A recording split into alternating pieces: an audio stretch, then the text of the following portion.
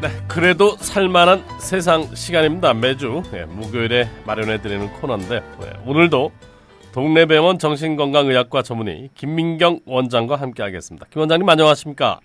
네, 안녕하세요. 예. 좋은 아침입니다. 좋은 아침입니다. 네. 네, 지난 시간에는 부부 갈등에서 흔하게 나타나는 두 가지의 유형에 대해서 살펴봤었죠. 네. 화내면서 쫓아가는 아내와 침묵하며 도망가는 남편의 갈등에 대해 소개해드렸는데요. 서로의 마음을 솔직하게 드러내지 못하기 때문에 화내고 비난하게 된다고 말씀드렸습니다. 그래서 아내와 남편이 서로 힘들 때 어떻게 느끼고 말하는지 돌이켜보는 것이 서로의 관계 회복의 시작이라고요. 예, 사실 가장 가까운 사람이라고 느끼는 건데 때론 또 제일 먼 사람으로 느끼기도 하고요. 예. 사실 가정에서는 남편, 아내, 아이들, 가족들 간의 관계가 좋아야 즐거운 법 아니겠습니까? 당연하겠지만. 네, 당연히 그렇죠. 예. 네, 그래서 오늘은 지난 시간에 이어서 구체적 갈등 상황과 그 해소법을 좀 더 이어나가 보겠습니다. 예, 요즘은 과거보다 가족 내의 안정이나 부부관계 회복이 더 중요한 시대가 되었는데요. 불과 50년, 60년 전 과거만 해도 누군가와 좋은 관계를 유지할 만한 사람들이 굉장히 많았습니다. 대문을 열어두고 동네 사람들과 다 친하게 지냈고요. 설사 부부관계가 좋지 않더라도 대가족 내에서 혹은 이웃들과 얼마든지 서로 마음을 나누는 것이 가능했습니다. 그런데 요즘은 소통이 잘 되는 것 같지만 더 외로워지고 불안해지고 우울해지는 것 같습니다. 모두 핸드폰 속에서만 소통하려고 하죠. 사람은 누구나 힘들어지며 위로받고 싶은 마음이 생겨나기 마련인데요. 이게 부부관계에서 해결이 되지 않으면 다양한 문제가 생겨나게 됩니다. 자, 어떤 문제들이 생겨날까? 또 과거보다 이혼율이 높은 이유도 바로 여기 있는 거 아니겠습니까? 그렇습니다. 최근 들어 특히 고령의 이혼을 고려하는 부부들이 늘어났다는 기사를 보셨을 텐데요. 50대 후반부터는 우울증을 겪는 사람들도 많이 늘어나게 되는데 이 시기에 남편의 은퇴와 자녀들의 독립이 함께 겹쳐지면서 부부관계 위기가 생기게 되거든요. 그렇겠군요. 구체적으로 그런 사례들이 많습니까? 네, 실제로 많습니다. 남편에게 어떤 사랑이나 안정감을 얻지 못한 아내들이 자녀에게 의지하고 자녀를 위해 가정을 지키려고 올라오는 화를 꾹꾹 누르면서 살다가 자녀들이 독립하고 나면 더 이상은 못 참겠다 이렇게 말씀하시는 분들이 꽤 많습니다. 자녀들이 충격 흡수를 해주다가 없어지게 되면 부부 갈등이 확 드러나게 되는 거죠. 그렇겠죠. 그 황혼이혼이 많은 이유도 여기 있겠군요. 그렇습니다. 또 한 가지 위기는 은퇴인데요. 정년퇴직을 하거나 하던 일을 그만두게 되었을 때 남편과 아내가 꿈꾸는 생활이 다릅니다.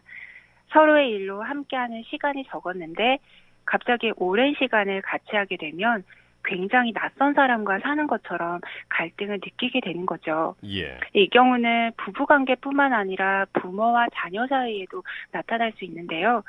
아이는 학교를 가고 남편은 회사 일을 하느라 서로 거의 대화를 나누거나 이해할 시간이 없이 보내고 자녀가 성장해서는 또 다른 도시로 대학을 가버리게 된 경우인데요.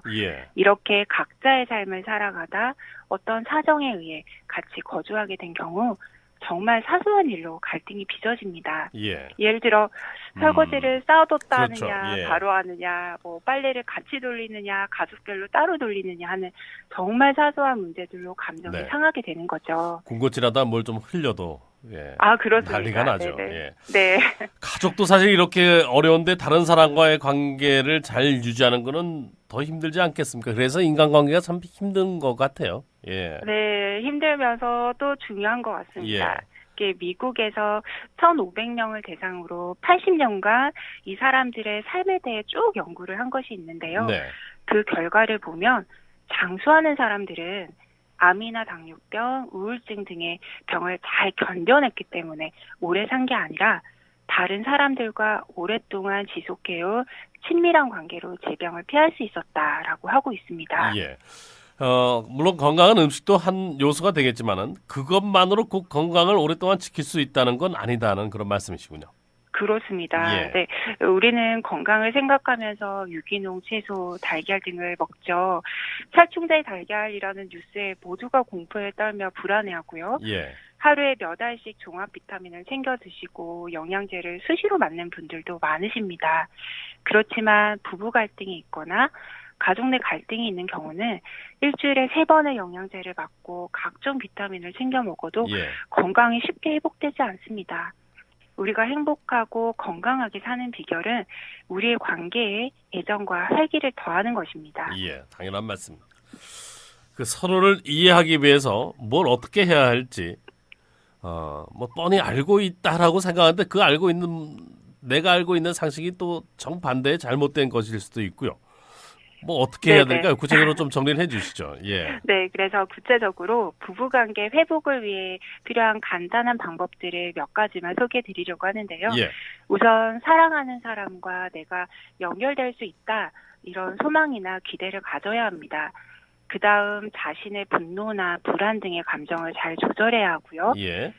아내나 남편을 호기심을 가지고 대하고 열린 마음으로 서로를 바라봐야 합니다. 사실 오래 산 부부일수록 서로 알아주겠지 하는 기대로 오히려 서로 이해하는 정도는 더 떨어진다는 통계도 있습니다. 예. 지레 짐작하고 자세히 알려고 하지 않는 거죠. 한번 추측한 걸로 수십 년을 그냥 그러려니 하는 겁니다. 예. 그것이 갈등을 유발하게 되는 것이고요. 그리고 자신의 감정을 구체적으로 말해야 합니다. 이 말했다 저 말했다 하게 되면 결국 잔소리나 화를 내는 것으로 들리게 되는데요.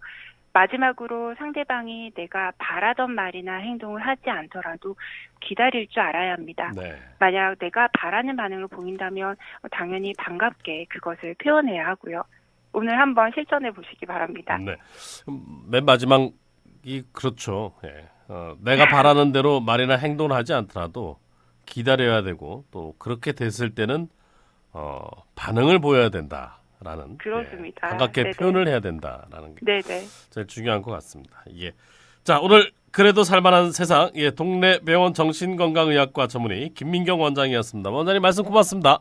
네, 감사합니다. 네.